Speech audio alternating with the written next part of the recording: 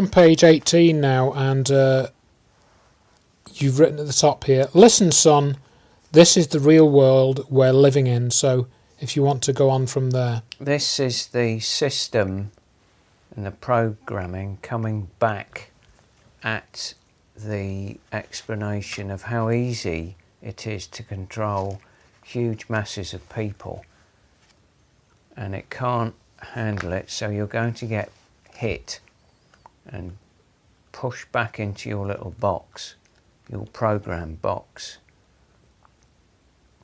Right. And the description here, this is if a child repeatedly behaves destructively towards the people and property around them, you would expect their parents to be partly responsible.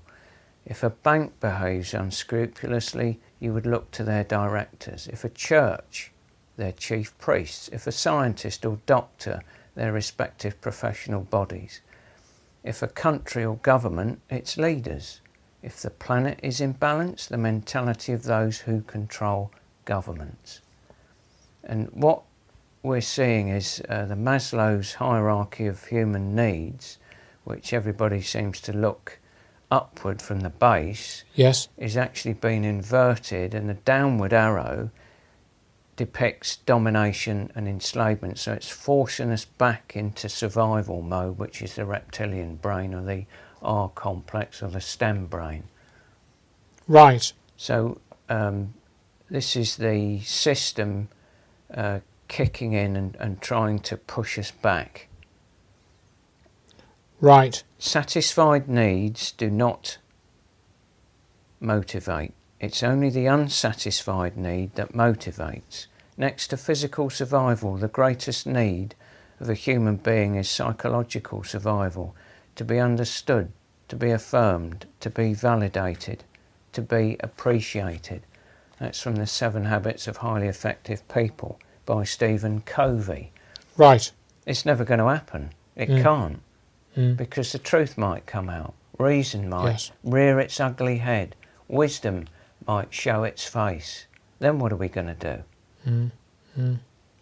So to imbalance things, create war, mentally, emotionally and physically.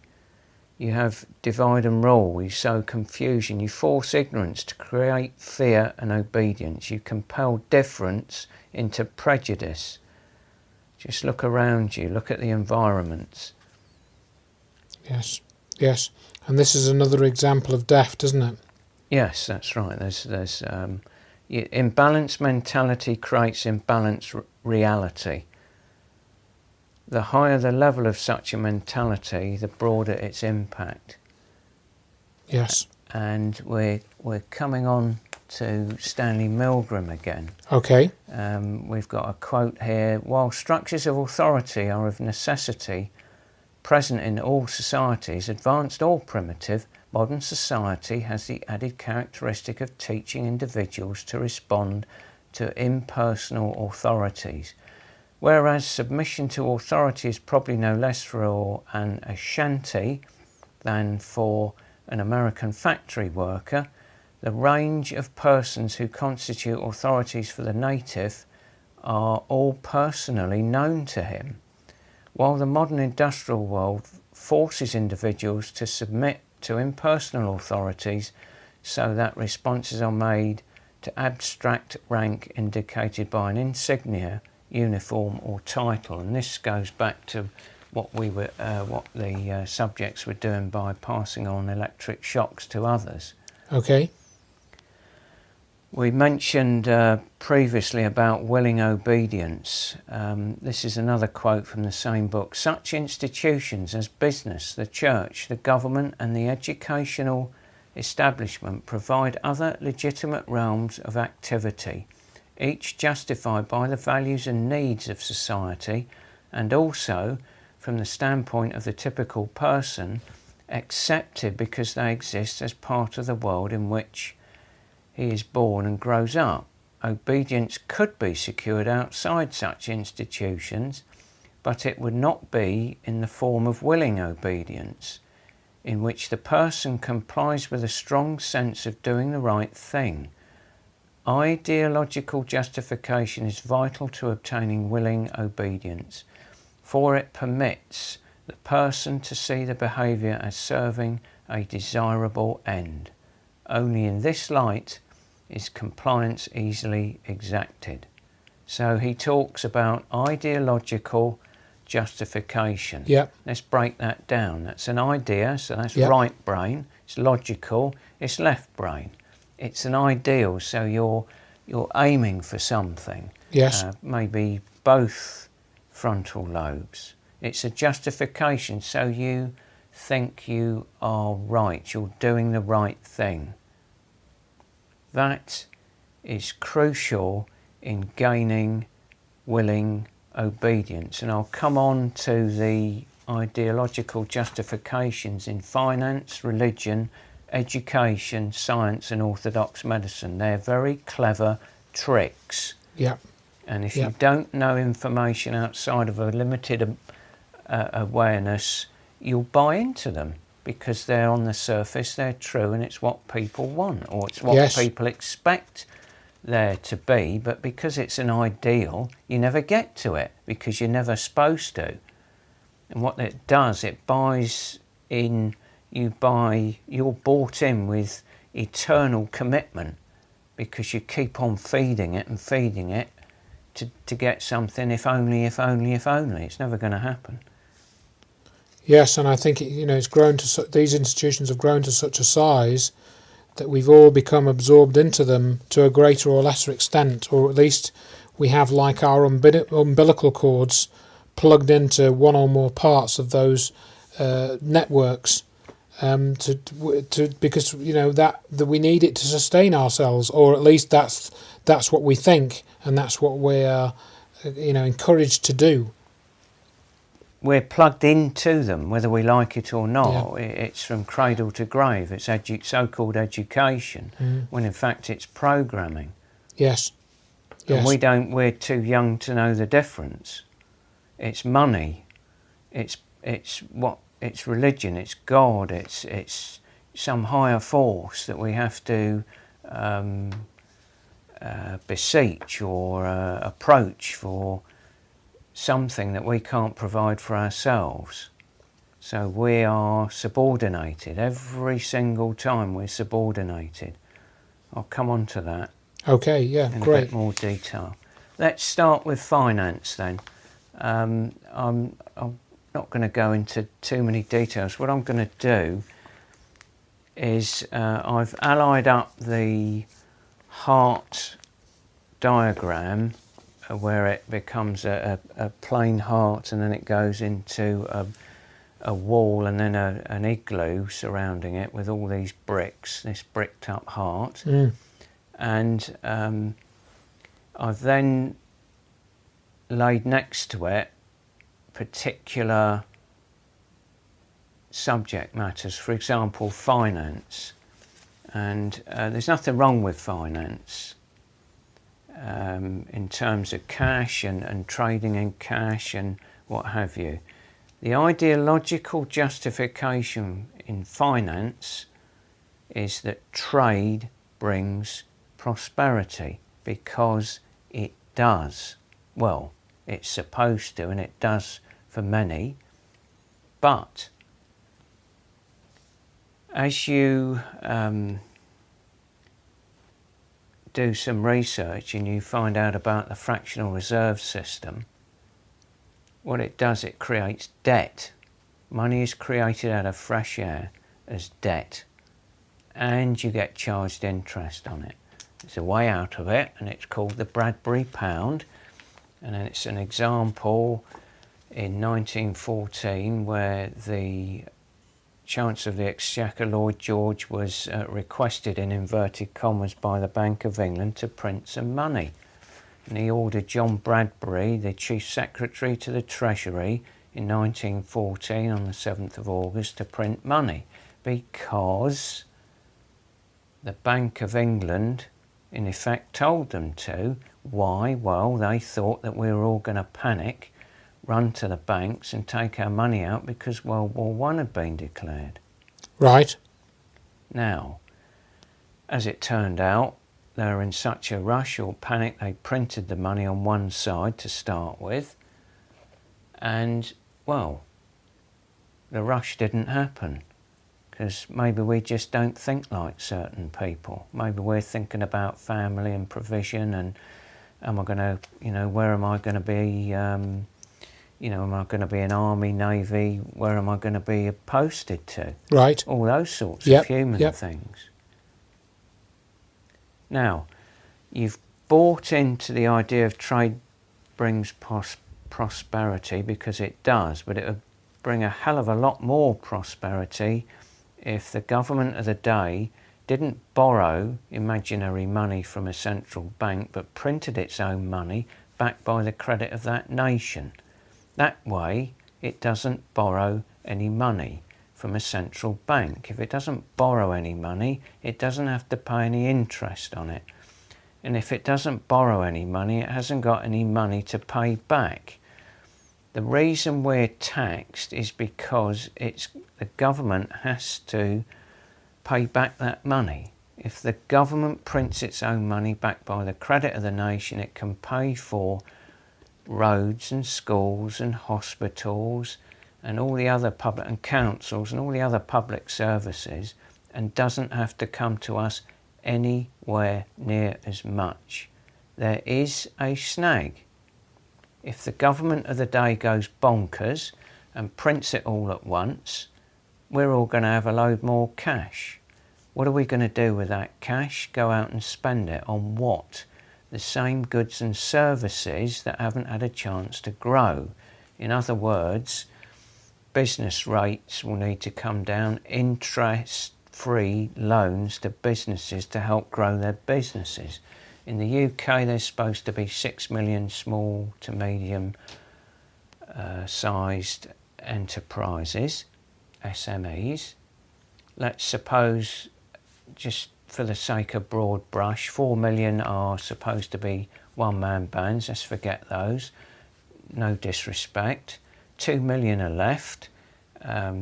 If those companies are not paying back interest, they could use that money to employ people, equipment and plant and grow their businesses. Now let's suppose half of them go for plant and equipment, the other half go for people. That's 1 million.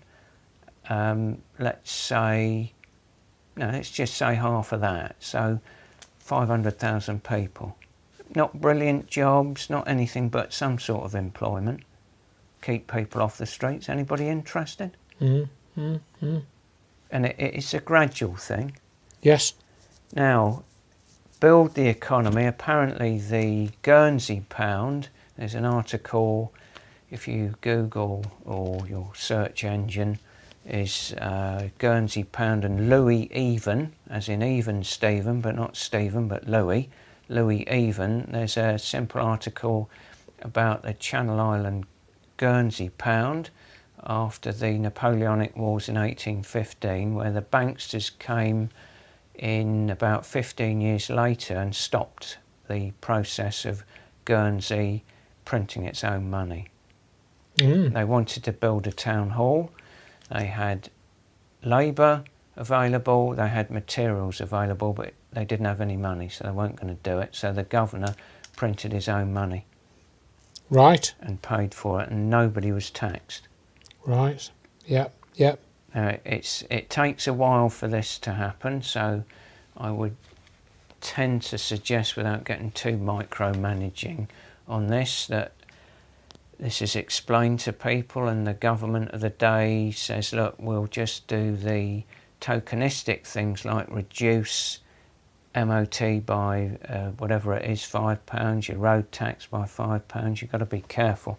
But things where you're not going to get rich overnight, and maybe they could start eating into the council tax. Okay. Yeah, so this whole idea of a nation printing its own money rather than a central bank, it's kind of alien to the way that things are set up now. Whereas at one time, 100 years or more ago, it would be much more logical to have done that. But now it seems that well, it's not something that could be done according to you know, most mainstream economists. You know, That's their programming. yes, exactly. And they're kept ignorant of things like the Bradbury pound or the Guernsey pound. Yeah, yeah. And it's, if you look at some of the quotes that are around concerning money and Montague, Norman and others, it's shocking when you realise what's going on. Yes, yes.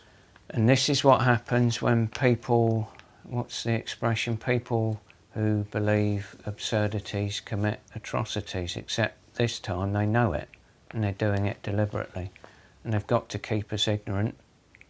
Yes. Henry Ford said something about it's well enough that the people of the nation do not understand our banking and monetary system, for if they did, I believe there would be a revolution before tomorrow morning. Henry Ford.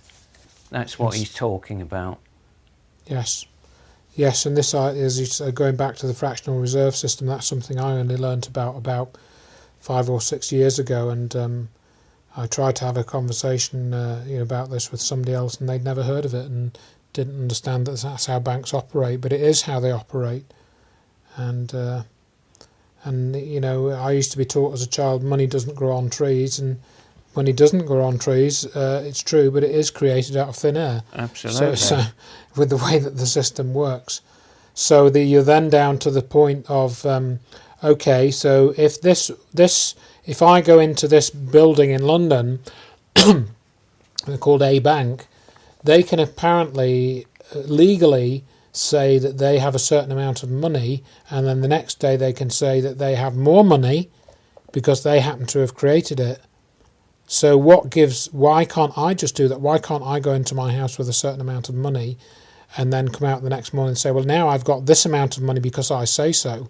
You know, you know, you're down to that. Because if you did that, you'd be a criminal. Exactly. So they're allowed to do things which for anybody else to do would be criminal, but what gives them that authority? You know, and you can't even say it's the Queen, not that that would mean anything anyway. But and then then you get into the situation where that's the illusion. We're programmed to believe that that's a reality, but actually it's not real at all. It's just what a certain group of, going back to your point earlier on about a small minority ruling the majority. It's the small minority that have managed to convince everyone else around them that that's the way it is. That's the only way that the system can work. If it worked another way, there'd all be terrible consequences for everybody. You know, fear, and that's the way that it works. Absolutely.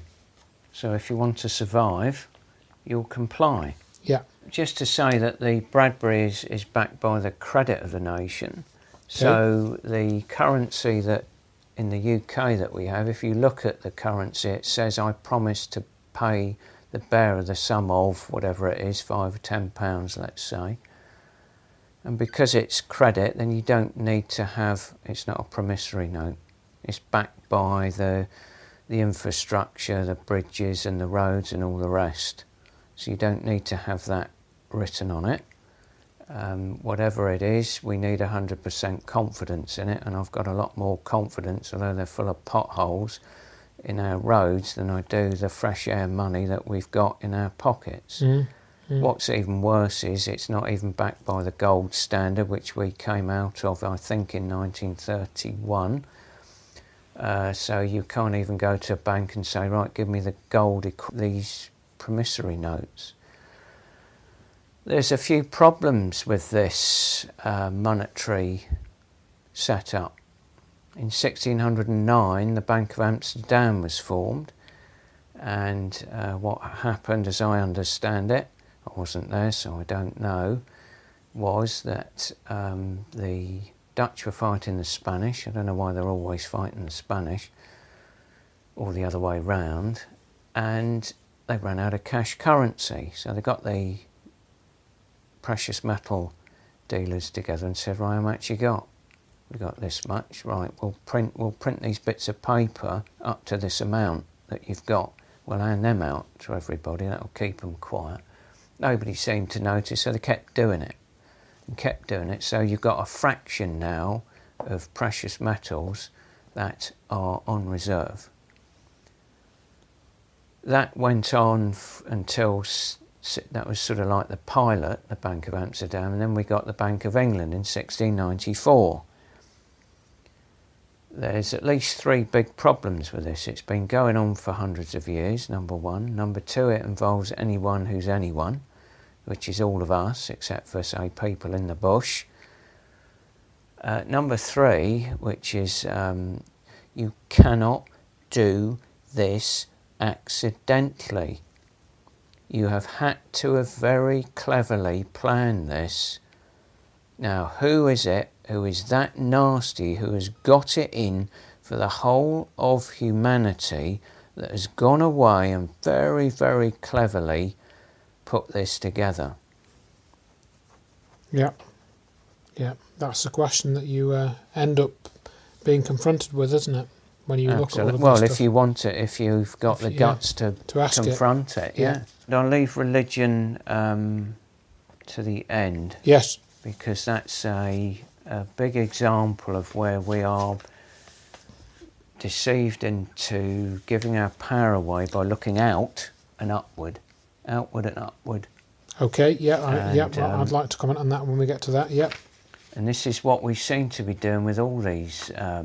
There's always this authority figure, be it a banker or a bank manager or some authority figure here that seems to have it in for us, whether they know it or not. So let's look, going on to education. Instruction has deadened self-confident inquiry. That's Ivan Illich again, but this time in the right to useful unemployment. And education isn't education, it's really programming.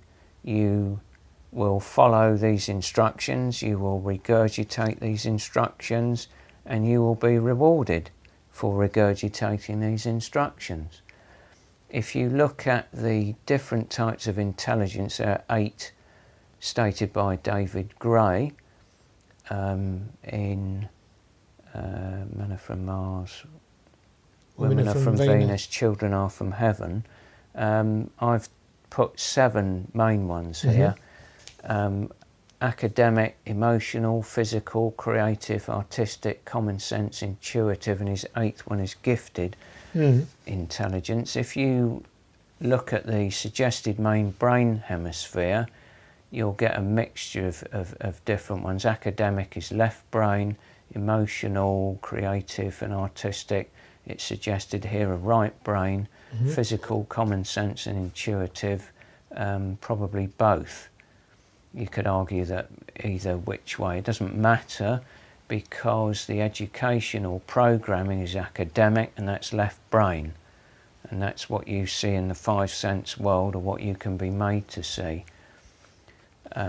True education, strengthening the powers of the mind, tries to balance all types of learning, which is a nightmare for any tyranny. Yes, yes. And just to make the point, or for Rabindranath Tagore to make the point about left brain, he says that a mind all logic is like a knife all blade. It cuts through the hand that uses it. That's very good, yeah, very good. One thing that I'd throw in here,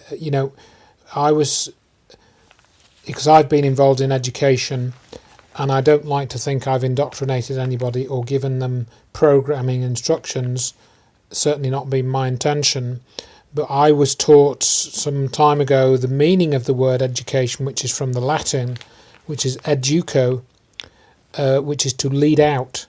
So in other words, this ties in with what I think, if I'm correct, maybe people who listen to this will write to me and tell me I'm wrong, but as far as I'm aware, this ties in with what's called the Socratic method, which is whereby you assume that everybody intuitively knows everything already, because somehow, they can establish this connection to universal knowledge, which we won't get on to talking about today, but I sort of do think that is true.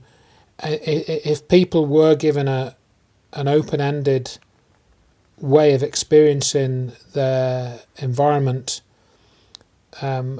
you could draw out from them things that they didn't think they knew, but actually they do know.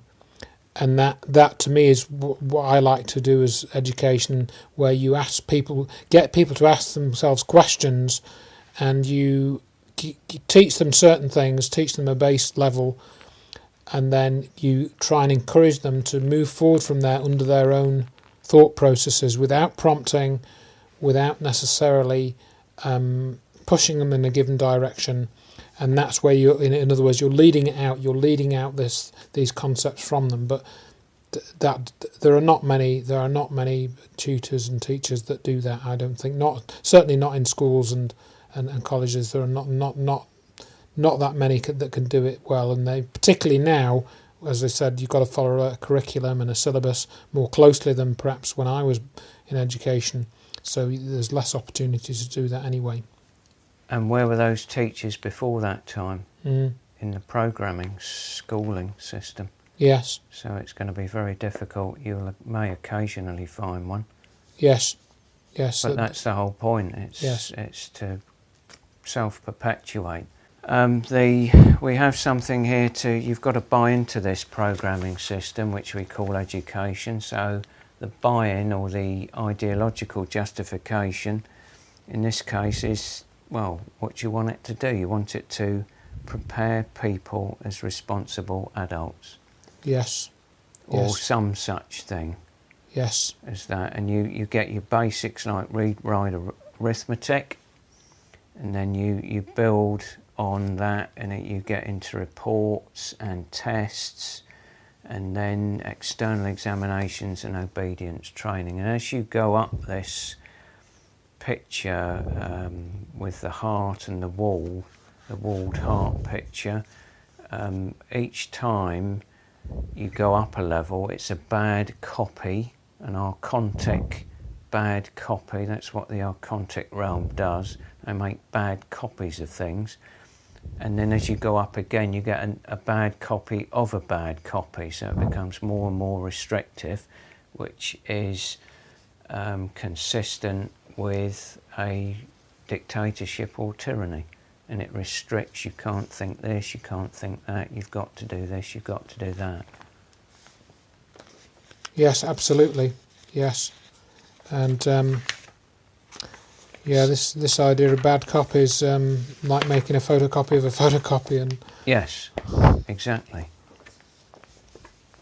Mechanised as well. Science, again, it's a similar type of thing. You might view it as a branch of programming. This is a quote from Professor Richard Feynman, a Nobel laureate in physics, 1988. If your theories and mathematics do not match the experiment, you are wrong. Yep. Now, science can be used in a balanced way: heat, power, shelter, food, distribution. But too often, as we've mentioned before, we're always blowing each other to pieces. And if we ever do get anything, it's usually it's a spin-off from blowing each other to pieces. This is so often the case, and again, you're down to creating an enemy, or you're creating a perceived enemy even, and having this feeling that you need to then use the science to create something to attack the enemy before the enemy attacks you. And then you're involved in this eternal arms race, both in terms of an offensive capability and a defensive capability. There's an orthodox medicine approach, which I'll come on to, but okay. It's exactly what you've just said there. There's a perfect quote for that. Okay. He describes a Vietnam War, and he links it with cancer treatment. But that's we'll come on to that. Okay. I just wanted to mention a book by Richard Milton called Forbidden Science, and a brief ish quote. Paul Camera, that's with a K, double M, A-M-M-E-R-E-R, a distinguished experimental researcher, evolutionary mechanism, the inheritance of acquired characteristics. I've abridged it. Yes. Bred spotted salamanders on different coloured soils and found that over successive generations they changed colour to resemble that of the soil on which they were bred. When the offspring of these genetically modified salamanders were moved to the opposite colour soil to their parents, their coloration changed back again. Camera, now bred from such artificial elongated specimens, this is the sea squirt Siona, I think that's called, and found that elongated siphons were inherited.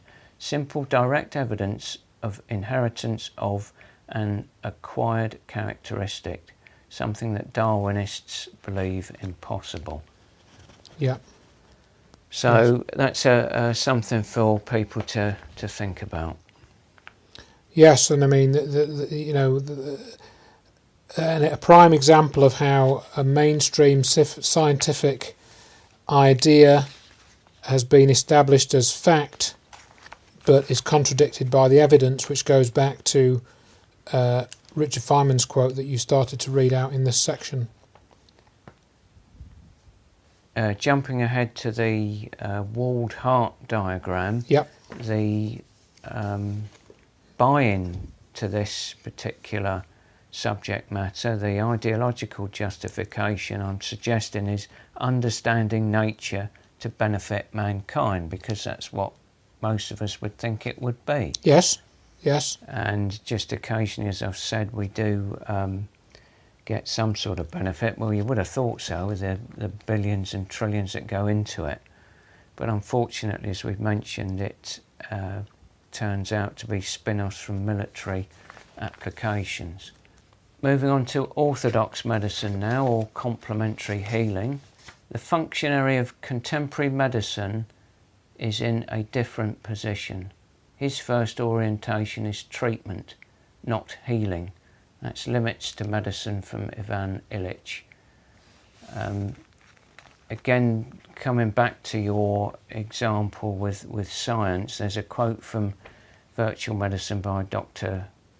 Keith Scott Mumby. Okay. And he says here, instead we get the spectacle of doctors trying to fight a disease such as cancer with the mentality of the Vietnam War, the approach to kill everything in sight, killing good and bad in the hope of annihilating the very last enemy cell while turning the terrain into defoliated wasteland. It didn't work on the larger scale, and it violates common sense to suppose it will work on a biochemical scale. And it's a perfect example of what you were saying.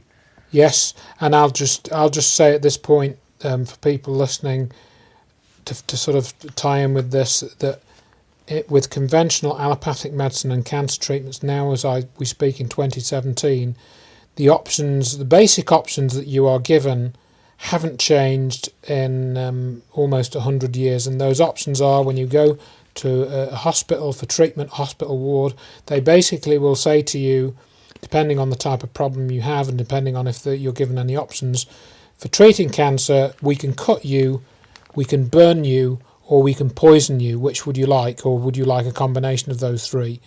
And that's essentially the only three options that you are given now, and that's been the case for about 100 years. And this ties in with this, the killing thing. We have to kill the cancer, so we'll kill a bit of you as well, while we go along, if you don't mind. Thank you very much. And of course, again, we could do a whole many hours on the alternatives to that, which are not talked about. Another example back in the day in medicine is the pleomorphic theory versus the monomorphic theory. Louis Pasteur apparently stole some work from a French contemporary of his called Antoine Béchamp. Antoine Béchamp was looking down his microscope and he saw things that he called microzymes, small bodies, and he thought they had something to do with disease. Louis Pasteur said that the germ, it's only a theory, germ causes disease. Now, if you've got a microscope that can only see a certain amount and somebody's got is a funny colour and they're not well, and you look at their blood or whatever, tissue sample, and you keep seeing different things in there that a healthy person doesn't have, you will tend to think that whatever that is underneath your microscope is causing the problem.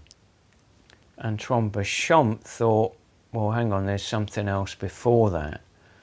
And he thought that the environment affected these microzymes, and it then became what we call a bacteria or a virus or whatever that we think today causes whatever the condition is.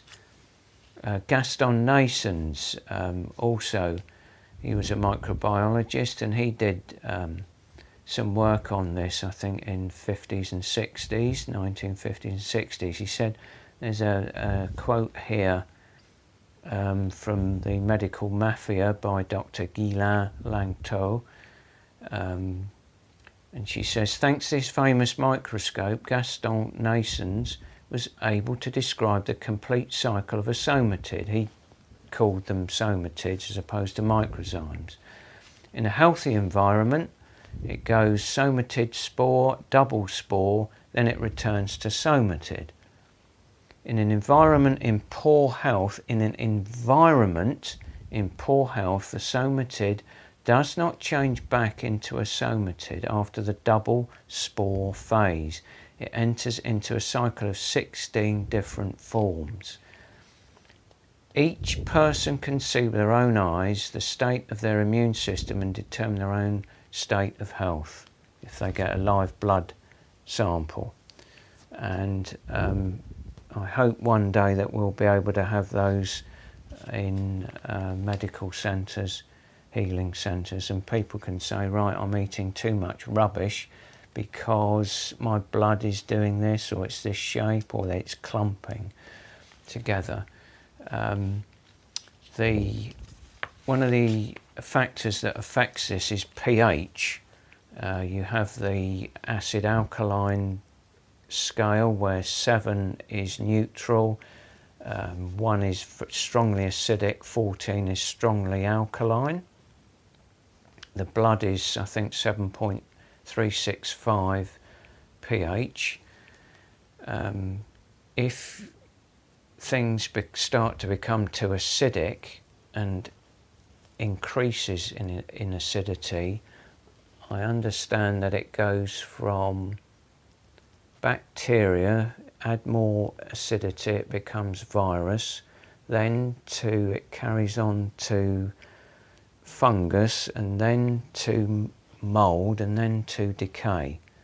And if you look at the rubbish that we're stuffing down our faces, it's hugely out of balance.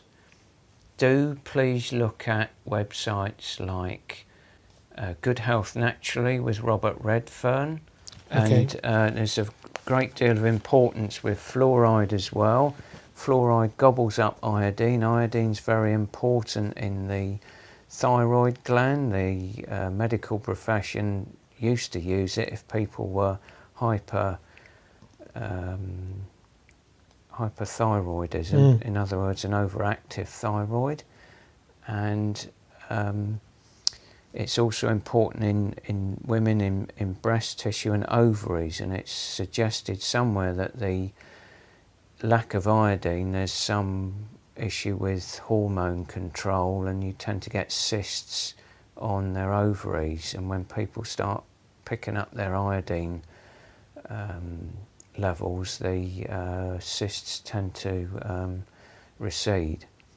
And breast tissue, it's very important in the hormonal cycle and the cell apoptosis, so you actually clear out any breast tissue that isn't that needs to be got rid of. If you won't do it if you haven't got enough iodine. You need selenium to, if you like, activate. It's a cofactor, and selenium's anti-cancer. For fellas, it's prostate, selenium and iodine, especially selenium. And selenium's known to be anti-cancer, have anti-cancer effects. So. And certainly iodine is relatively easy to get hold of, isn't it? And selenium as well. It's not. I'm not. Yeah, you can. You can get. There's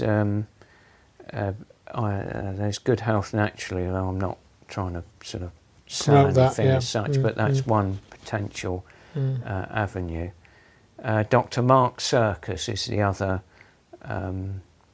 website. He does a lot, all sorts of things. Right, great. So, yeah, I'm not a name I'm familiar with. The other thing I'll just mention briefly before we move on a little way is going back to the gastonesins and somatids.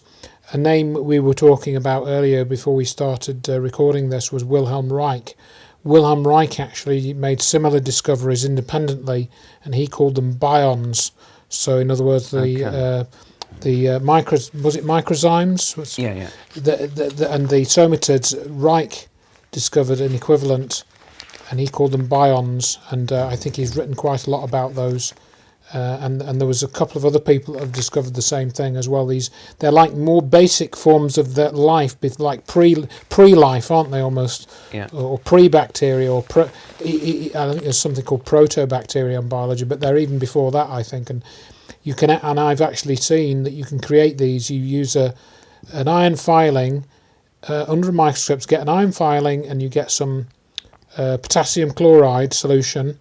Put the iron filing in that, you boil it, you flame the microscope slide on a Bunsen burner or whatever, and you heat the potassium chloride. I think it's 0.1 molar the solution, something like that, or maybe 0.01 weak solution, and these things will appear, and you after about 20 minutes. So it's a repeatable experiment. If you look up, you'll be able to. In fact, I need to do this myself because I have got a microscope, and I have got a microscope which has a video attachment, so and I have to do that sometime before too long. Right, okay, so you might think that complementary healing is complementary to orthodox medicine. It isn't.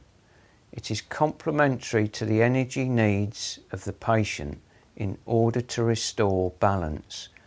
So there is little room for orthodox medicine, hence the hostility. Now, I'm not talking about intensive care, emergency treatment, some of the best there is. We're not talking about that. We're very often talking about chronic disease issues that are mega money issues, and very often it's to do with diet, very often it's to do with getting minerals that have been taken out from the soil because of the sort of monoculture intensive farming practices. If you haven't got the right amount of minerals, your digestive enzymes aren't going to work. I don't think vitamins work too well either. If you don't digest your food properly, you've got problems. And problems and problems, and very often, because of its nature, chronic problems. And if you don't keep your gut flora healthy, you'll get even more problems. That's it. The diet is a sort of you are what you eat, as many people have said, and it's true. And it underpins health. The diet underpins health, and I think medical school students typically do about an hour out of their whole 5 years of study on diet. So I've heard, but in the Western world. Oh yeah, 4 hours or something. Yeah. Something. It's not very much at all. What does that say? Exactly. Now, back to the walled heart picture. The buy-in for this is, or the ideological justification, is to take away the pain and make people better again. Yep. And I'm sure nobody's going to disagree with that. And you get bad copies of that. You get pain killing, you get cure, you get care, which is copied into pain blocking drugs and leading on to dependency. We're not dealing with cause. And then the bad copy of that is addiction and iatrogenic illness, or even death. That's iatrogenic means doctor caused. Yes. And the fact that we have a word for that, iatrogenic, is kind of well, It's quite sad, isn't it? Very sad. the summary sheet now. Do you want to go back and do the religion? I was just about to say, yeah, let's go back and do the religion, but you see there are 4 examples there that are expressed of that walled heart. Yes. We've mentioned about the ideological justification, and in religion's case, it's love your neighbour as yourself. I'm sure no one's going to disagree with that. That gets, you'll have your ethics, your prayer and your meditation, nothing wrong with that. That gets bad copied into beliefs, and then bad copies scripture, dogma and faith.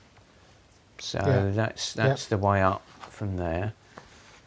Yes. There's a lot to say about religion, but I'll keep it reasonably brief. Okay. The devil, this is a quote from John Cooper Powys. Okay. The devil is any god who begins to exact obedience. And this ties in with the Milgram question, and it ties in with compliance, our behaviour.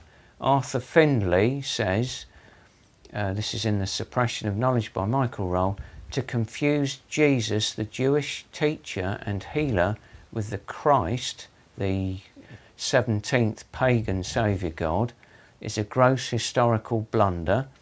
Jesus was officially made into God at the Council of Nicaea in AD 325, the second person in a trinity of gods. What Christian knows that? Yeah. They don't. Very few. Unless you're very, very lucky. Here's a quote from the Messianic Legacy, Michael Baigent. That's Baigent. Yep. In the early 16th century, Pope Leo X is on record as declaring, "It has served us well, this myth of Christ." A very good one. And one more quote just to finish off, because people do get... Well, actually, let me say this. There's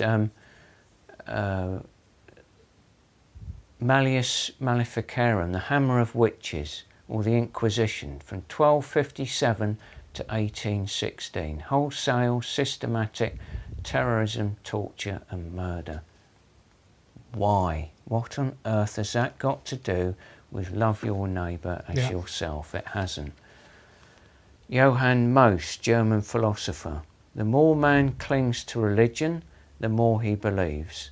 The more he believes, the less he knows. The less he knows, the more stupid he is, the easier he can be governed. The easier to govern, the better he may be exploited. The more exploited, the poorer he gets. And the poorer he gets, the mightier the domineering forces grow. The more the riches and power they amass, the heavier their yoke among the neck of the people. Very interesting. So true. And there's all sorts of problems with the story of Jesus. There's Dear Murdoch, indeed. Murdoch, was it? Yes.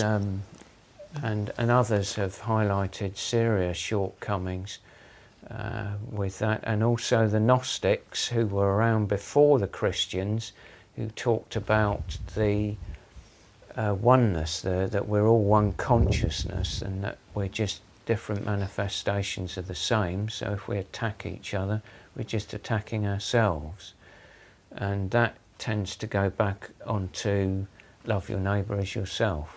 Exactly, and that's where that concept perhaps comes from originally, but like so many others, it's kind of been subverted and ended up being another kind of segment of what I call the control grid.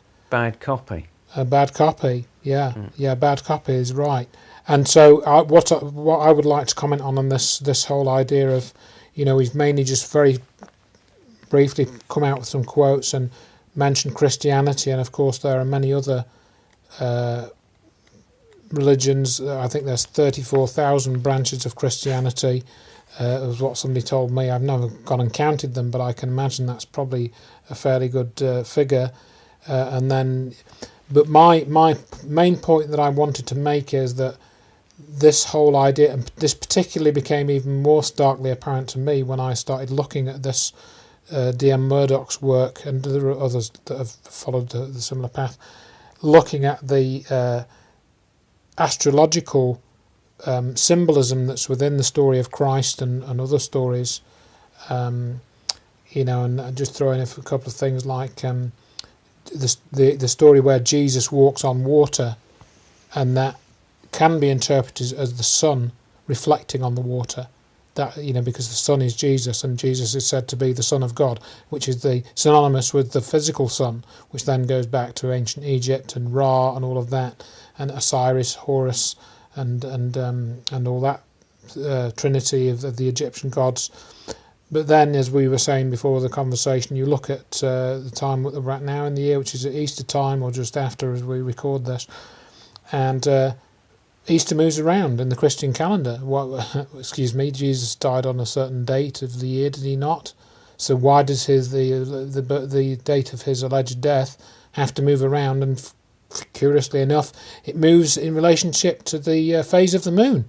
So where in the Bible does it speak of any relationship, or any of the Christian texts speak of a relationship between the phase of the moon and Christ and what Christ was doing? The answer is nowhere, because, and I hate to say it, but this is what the Jehovah's Witnesses point out, or that's where I first heard about it, that what the story of Easter is got nothing to do with the story of Jesus. It's essentially a pagan festival which to get Christianity accepted in Europe, at least, I don't know about the rest of the world, they had to superimpose it on the existing pagan beliefs. So that's one aspect which you cannot not understand that. You cannot deny that Christmas is 3 days away from the winter solstice. It's a fact. You can't deny it, the way that our calendar is arranged, and it's not a coincidence. Going on from there and going back to some of what we were talking about earlier on about, so what we haven't said in the conversation is that this idea of giving away your power, and this is what religion, and particularly Christianity, has encouraged people to do on a spiritual level. Because, as I said, you hear this word God a lot, and God doesn't necessarily mean a Christian God. It doesn't necessarily mean a religious God, or what it means for many people is something which is outside of themselves, some greater force than them, which is they are not worthy of communicating with that. So what you do is, with religion, and particularly Christianity, is you externalize this force. This force is disconnected from you, and to understand that force, you have to go to a church or a religious figure, and they're your intermediary. You then go through them, so you discharge your responsibility for knowing this force of God, or whatever you want to call it, to them, and you primarily take on board their descriptions of God, their characterizations. It's not something you ever think about directly experiencing yourself, and essentially this idea of a discarnate male entity, as I call it, it's a trick that they came up with. And in other words, going back 1,000 years, the learned ones who'd read these scriptures, and the few that were able to read them, could basically use that to control other people, and they could say, well, okay, so God rules everything, he runs everything, we have to follow certain guidelines that God has laid down. I'm going to tell you what those guidelines are, and these are the guidelines, the 10 Commandments or whatever it is. I interpret those for you, so you live by those. And so this is where you become disconnected from your own inner knowing, and this is what Gnosticism was about: inner knowing, inner knowledge, inner understanding. And that to understand this, and to understand how disempowering most, if not all, religions are, you have to understand that this concept of God has been externalized, and you become disconnected from this spiritually. When that's not true, essentially you are connected to God. You're connected to God as soon as you your soul entered your body or you became conscious in this world, you were connected to God at that point. And gradually, and when I say God, I mean this greater consciousness. So going back to what you said a few minutes ago, we're all one. And you can experience this super consciousness yourself in certain altered states of consciousness through drugs, through life experiences. You and I were talking about near-death experiences in the past. That's a time when you experience this super consciousness. Read up about near-death experiences. But this is something, near-death experience, I think, which is something which shows that we have an expanded consciousness which is partly inside of our heads, but is also, whatever is inside our heads is connected to that as well, and it's not just inside our heads, it's somewhere else as well. Well, Wilder Penfield, the Canadian neuroscientist, stimulated people's brains externally. There's no neurons, sensory neurons, so there's no pain. And somewhere in the temporal lobe, their consciousness came out, and they could see themselves on the table with him sitting next to them, or standing next to them with a probe. Oh, I didn't know that. There's some spot in the temporal lobe, and apparently also in the front right lobe as well. There's supposed to be some sort of area there that's linked with higher consciousness. But I've started to go off into other areas now, and so I want to bring myself back to come back to some other because you've got some other things in the booklet here, haven't you, as well? The summary picture, I just wanted to. This is with the walled heart. Yep. And you've got 5 finance, religion, education, science, orthodox medicine. It's summary at the top, and what you're looking at are all these different bad copies and how they relate to our personal equivalent, if you like, and how they manifest in the world. But there's also, you're looking actually through prison bars. And if you look carefully at the prison bars, you'll see written on the horizontal ones, there's covert, malevolent authority figure behaviour appearing as sincere, benevolent authority figure behaviour. And this is where we don't see through it. Yeah. We get suckered by the ideological justification. And as you go up from ideological justification for willing obedience, you start creating distance between subject and victim, and that lessens the subject's disobedience, and then you get enough distance for cold-blooded acts of brutality, as Stanley Milgram's work has showed and tried to explain regarding the Nazis in Germany. That whole summary sheet fits in over the page to a global overview, which is sat within a globe of the Earth, and there are cracks all over it, which are the 7 questions that have been talked about. And they're intrinsic in destroying basically the Earth and us with it. Kill, kill, kill. Yes. At the back of the booklet in Appendix 1 there are different lists of deadening authority figure talk and a complementary thought police alternative. Okay. So we've gone into one of those, for example, practice makes perfect, when it's practice makes permanent. And there are many others which are there for people to. So that's an example of kind of unpicking the psychology that you could argue is behind many of these other commonly trotted out phrases. What the programming is behind why we come out with some of those common phrases. That's what you've put in Appendix 1. Yes, it's you can see through the brick wall. You're trying to get a bit more to the truth. Yeah. Very often these things can be right, but they're not true. So what's the difference then between right and wrong and the truth? Yeah. Don't know. Well, once upon a time when you were very little, you knew what was true because you listened to what was in your heart. You didn't know anything about right or wrong. Right or wrong comes from an authority figure, usually mum or dad, and quite often it can be loaded.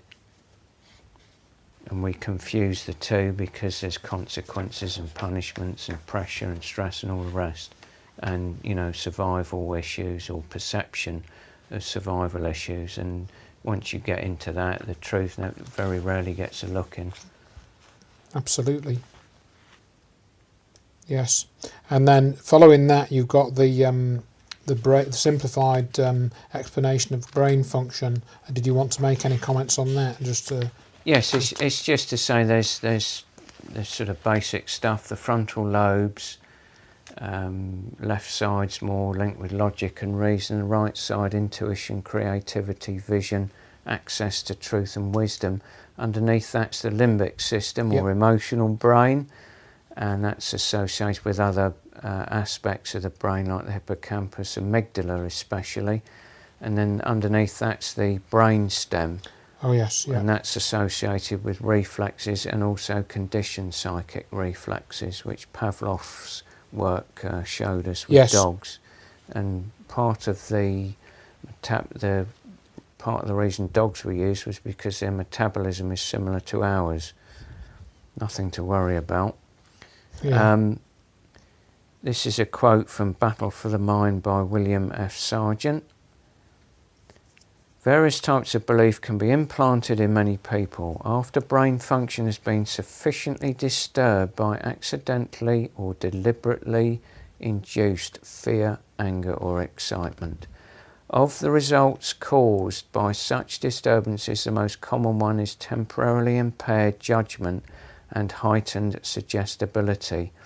Its various group manifestations are sometimes classed under the heading of herd instinct and appear most spectacularly in wartime, during severe epidemics, and in all similar periods of common danger, which increase anxiety and so individual and mass suggestibility. So you're backing into believing what the authority figure tells you. Mm-hmm. If you get angry, frightened or excited enough, the way I look at it is that your frontal lobes eject and you're left with the limbic system, and if you keep piling on the pressure, that goes, and then it's the stem brain, and that's you're either with me or against me. So you're peeling back those layers depending on the level of stress.